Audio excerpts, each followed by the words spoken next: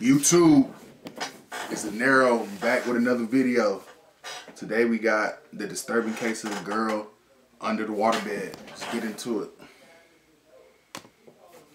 Hey, Jean? Jacksonville 911. Yes, sir. Hi. This is, I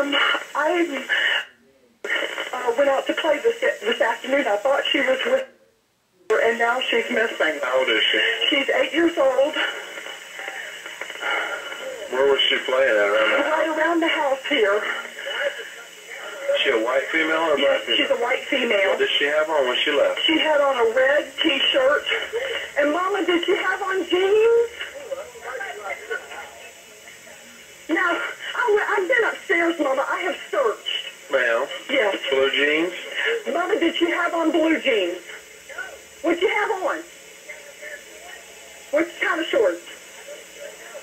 Pair of shorts? She had on a pair of shorts and a red T-shirt. She blonde hair? Black No, hair? she's got reddish-brown hair. It's actually a brown with an auburn tint to it. What's her name? It's short. Her name is Maddie.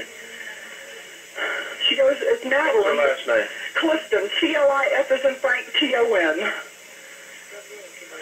When's the last time anybody saw her? Mama, what time did I come home from voting? About 5:30? 4:30 to 5 o'clock. About 5:30 was the last time we saw her. And I was letting the kids play out here for a little while, and then she disappeared, and nobody knows where she's at. She have any friends nearby? Did you go check? I've got every neighbor out here right now.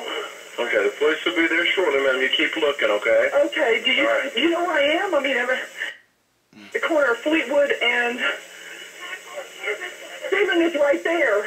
What is it? My husband just came home. And, hold on just a moment.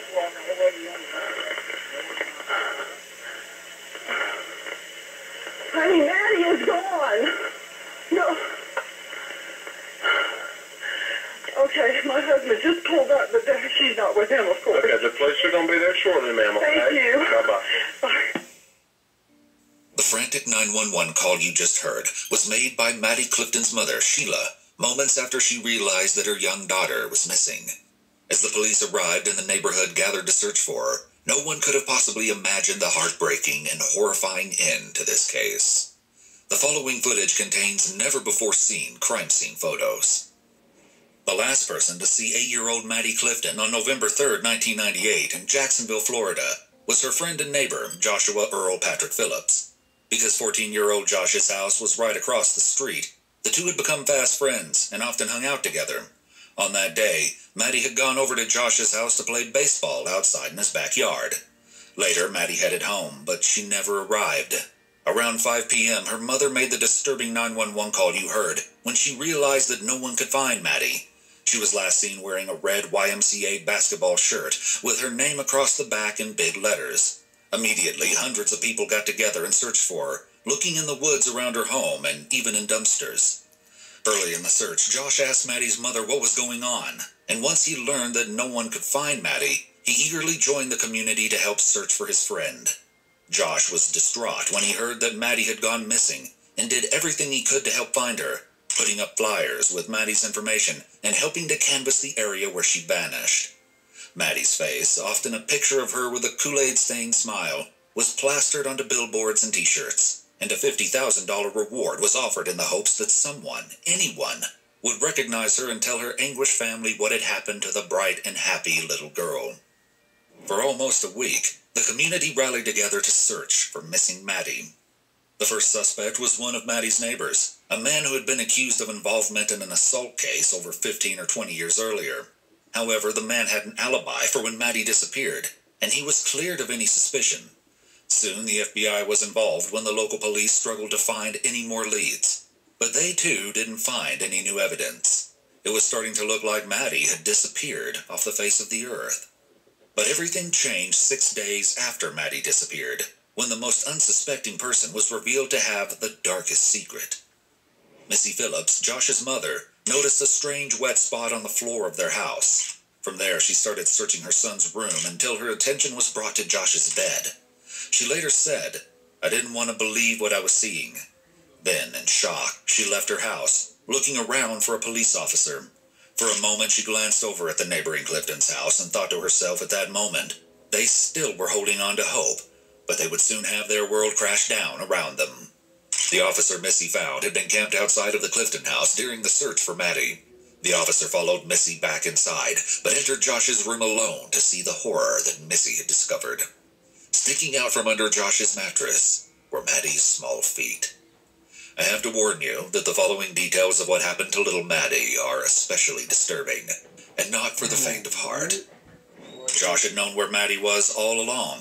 When he was asking Maddie's mother about what was going on, when he was handing out flyers, when he appeared to be worried about her well-being. All that time, Josh had known that Maddie's body was hidden under his waterbed. Police found the tape. So the whole time, he did whatever he did, and he's helping them try to find her. He's handing out flyers like he don't know nothing's going on. Been used to hold the bed frame together and keep her body from being discovered. In addition, the shorts she'd been wearing earlier were taken off. Investigators found a baseball bat hidden behind Josh's dresser, and they also found a knife stashed in the room. It was also noted that air fresheners were sitting on his nightstand, along with freshly burned incense and air freshener spray. Even more disturbing, a flyer about Maddie's disappearance had been placed next to the air fresheners. What this told the police was that there was a clear attempt to cover up the smell of Maddie's decomposing body. Possibly the most disturbing discovery was that as her body was removed from the bed, her hand was still clutching the bed frame, meaning that she had still been alive when she was shoved under there. Had she still been alive when everyone was out looking for her, or when Josh was in the street pretending that he didn't know what had happened to Maddie after she left his house? We may never know, but what is clear is that if Josh had reported what happened, Maddie might have lived. An autopsy revealed that Maddie had been struck 3 times in the head, and it was believed that Josh's recovered baseball bat had been used as a weapon. Her throat had also been cut with a knife from Josh's room, and she was stabbed 7 to 9 times in the chest, though some sources put that number as high as 11 times. The autopsy also showed no evidence of an assault, despite her underwear being taken off. However, this detail would later come up as a key piece of evidence. Josh Phillips was arrested, and it was a shock to everyone. Those who met Josh described him as a quiet but friendly kid, with nothing particularly remarkable about him. Yet within hours, he admitted to killing Maddie on the day she was reported missing. It was during this confession that Josh gave his account of what happened to Maddie. Remember, this is his side of the story. Josh was home alone when Maddie showed up and asked him to play, and he knew that he wasn't allowed to have friends over when his parents weren't there. The two had been playing baseball in his backyard when Maddie was accidentally hit in the eye by the ball. As she started bleeding, she also started to cry loudly. To calm Maddie down, he brought her into his house, but she kept screaming, which sent Josh into a panic. He told the investigators that he was afraid his father would come home at any minute, and he would be angry with Josh for letting Maddie come into his house without permission. Panicking and wanting Maddie to be quiet, he grabbed his baseball bat and hit her once or twice hard on the head. He then hid her body under his waterbed. Play War Thunder now. Join millions of players across the globe in massive battles on tanks, aircraft, and helicopters. When his father finally... So what he's trying to say is, he was scared that his dad was going to come home, so he killed the girl so he wouldn't know that she was there.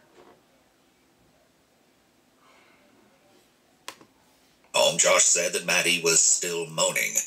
He then dragged her out from the bed and stabbed her in the chest before hiding her body again until his mother found it. What many people to this day can't help but wonder in horror about is if Josh slept in his bed on top of Maddie's body. And the answer, as terrible as it is, seems to be yes. For a week. Let that sink in. Josh had no history of violence, nothing that would have ever made anyone suspect him, especially his actions when he was helping to look for Maddie. But still, Josh's version of events didn't quite make sense to investigators. For starters, he claimed that Maddie's shorts and underpants had been pulled off when he was dragging her inside the house from outside. Most people can agree, as investigators did, that his explanation didn't quite seem plausible. The tight-knit community was stunned and horrified to learn that the boy that helped search for Maddie just a few days earlier had been her killer all along. Some started questioning the Phillips family about how they hadn't noticed the young girl's body being hidden in their home for almost a week. Missy explained that there was nothing out of order for her to suspect anything. However, there were also signs that something was wrong, which only really made sense in retrospect. Josh had been especially quiet since Maddie was reported missing, but this was just explained away as him being nervous for his friend and scared. Additionally, if you're familiar with this case, then you probably heard that police officers previously searched the Phillips house in the days before her body was found. The sheriff at the time claimed they searched the house, but that the officers never saw anything suspicious. How the police and Josh's parents didn't notice the smell of a decomposing corpse is beyond me.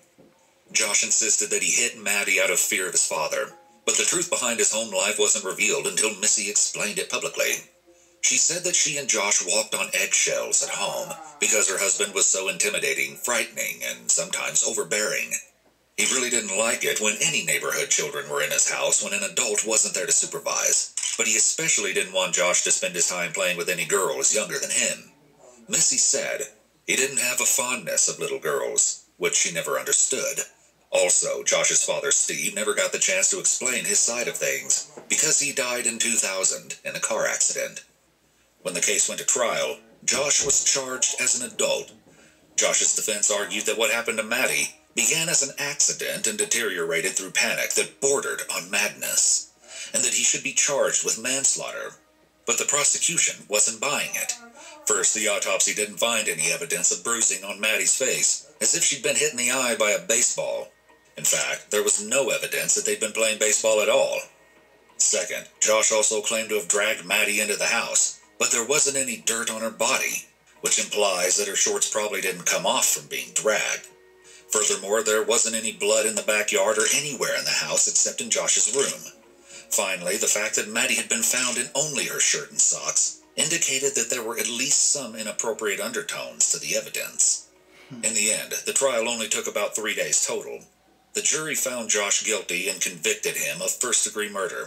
He was sentenced to spend his life in prison with no chance of parole, but because of his age at under 16, he wasn't eligible for the death penalty.